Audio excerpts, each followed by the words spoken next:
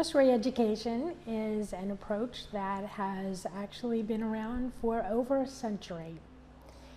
I really think that part of why it has lasted is because it has worked.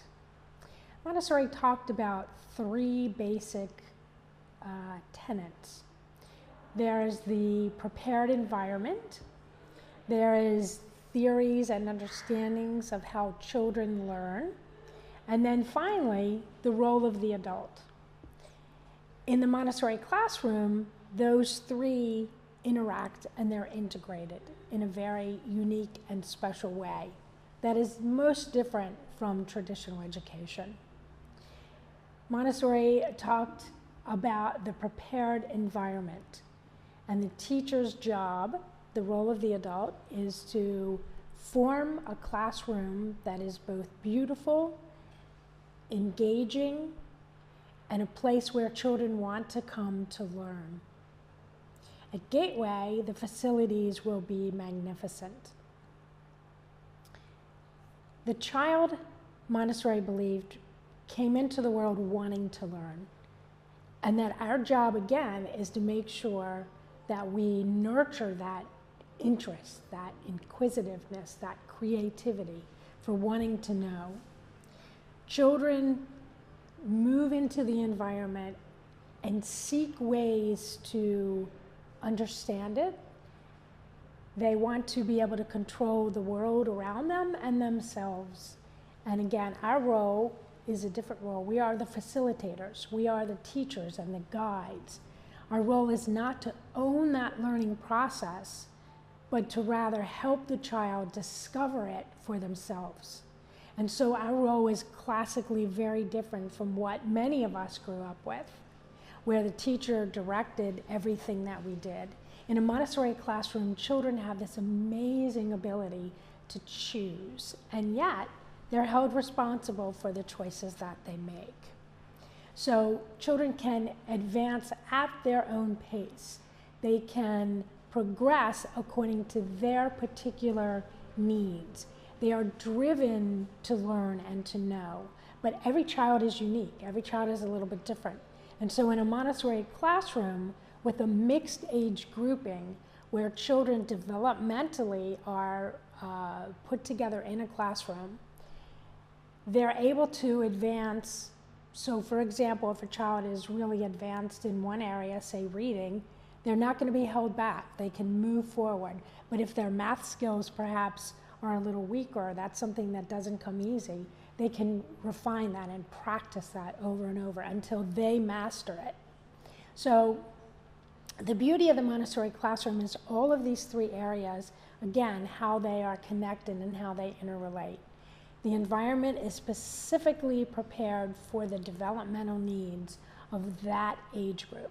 So classically, in a Montessori school, they are grouped according to 3 years. So you'll see the infant toddler 0 to 3. Then you will see a 3 to 6 classroom, what we at Gateway will call pre-primary. Then there would be a 6 to 9-year-olds, which is considered lower elementary. And then for 9 to 12-year-olds, upper elementary. So what you'll notice is that when you walk into a classroom, you'll see that there's a similarity about how it is structured.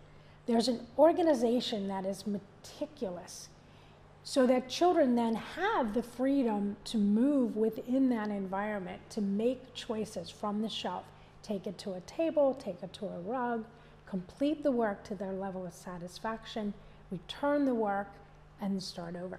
That's what we call a work cycle.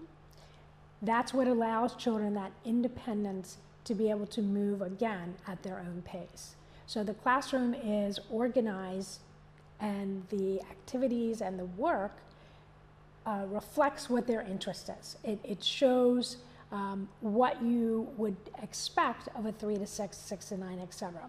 So what you'll see in a classroom, again, is a similarity in that there are areas of the classroom, what we would call practical life, sensorial area, math, language, cultural. You'll see those, again, organized from simple to more complex, from left to right, top down, so that the children have this amazing freedom to move and to make the choices that they make. So the classroom is very structured. The environment is very structured. Children, again, are engaged in choosing how they will work within that. The teacher's role is to facilitate, to present the work, show a child how this works, to ask the right questions to get them engaged, and then to pull back and allow the child to work with that. She or he then observes very carefully what the child is doing so that we can make an assessment of where is the child in this ability or this skill.